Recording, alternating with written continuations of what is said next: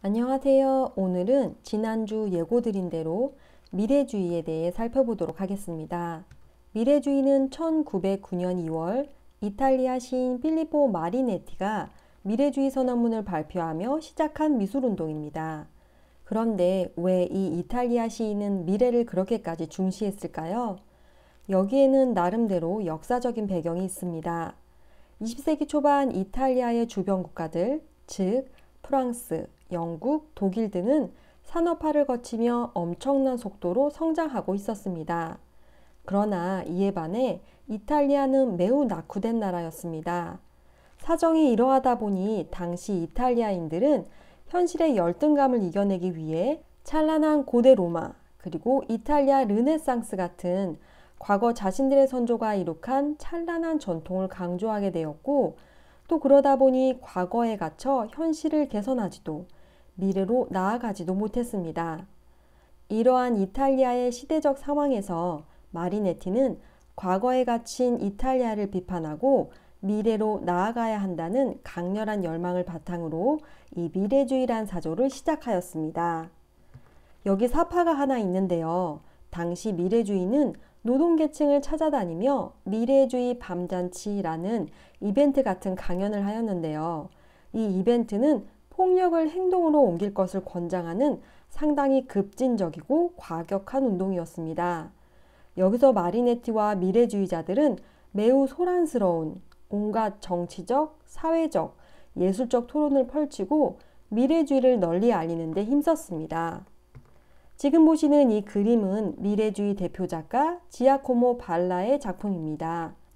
미래주의 선언문이 발표되고 약 1년 후인 1910년 미래주의 회화가 선언되기는 했지만 미래주의만의 특별한 양식적인 측면은 없었습니다. 그러나 이 선언문이 발표되고 약 한 달 후 미래주의 화가였던 보치오니가 초대한 지아코모 발라와 지노 세베리니 덕분에 미래주의는 자신만의 화풍을 갖게 됩니다. 초기 미래주의 화풍은 당시 가장 미래지향적이라 여겨진 속도, 역동성, 신기술, 그리고 기계 등을 주제로 삼았습니다. 그들이 이런 것을 주제로 삼은 이유는 앞서 말씀드린 바와 같이 이러한 모습을 담은 예술을 통해 당시 낙후된 이탈리아로 하여금 동시대 발전된 기술 문명의 흐름에 참여시키기 위해서였습니다. 이에 미래주의 작가의 작품은 기술 발전을 잘 표현해낼 수 있는 역동성의 표현이 가장 중요하였습니다. 지금 보시는 작품은 미래주의 회화 선언을 한 보치오니의 작품입니다. 딱 보시면 어디서 많이 본 기법인데 하실 텐데요. 예, 맞습니다. 신인상주의 작가 쇠라의 전묘법입니다.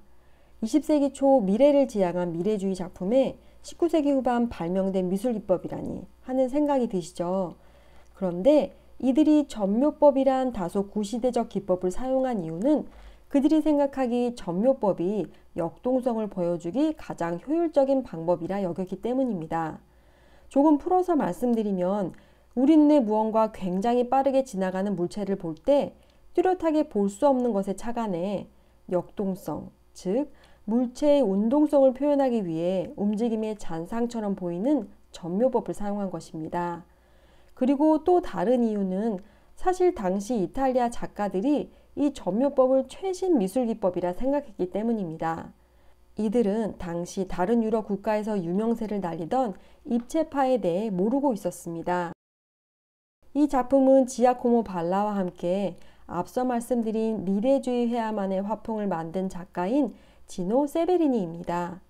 파리에서 지내던 지노 세베리니는 당시의 현대미술이던 입체파를 알고 있었고 이를 이탈리아 화가들에게 소개합니다. 대상을 해체하는 입체파식 미술기법은 미래를 지향하던 미래파 작가들에게 적극적으로 수용되어 전묘법 대신 빠르게 그들의 작품에 활용되기 시작합니다.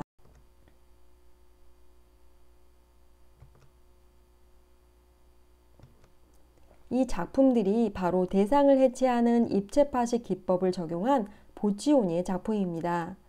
미래주의 주제인 역동성과 입체파식 기법이 만나 드디어 진정한 미래주의만의 고유 화풍이 완성됩니다. 이러한 입체파의 미학에 기계 예찬을 도입한 또 다른 작가가 있었는데 지난 시간 살펴본 페르낭 레제입니다.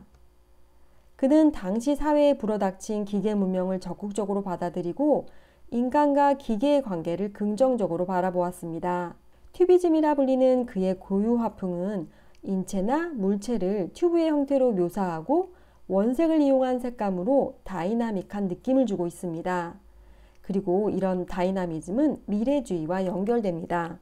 지금까지 소개드린 작가들 외에도 마리네티와 보치오니를 알게 되며 미래파 운동에 참여한 까를로 카라도 있습니다.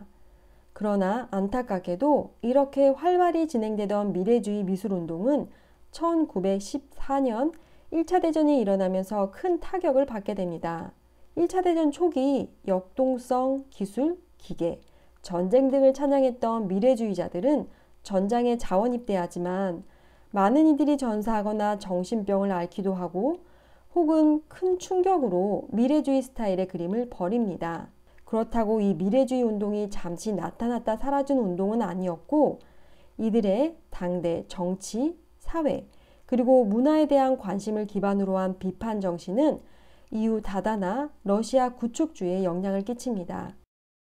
오늘 우리는 20세기 초반 이탈리아에 등장한 아방가르드 미술운동, 미래주의에 대해 알아보았습니다.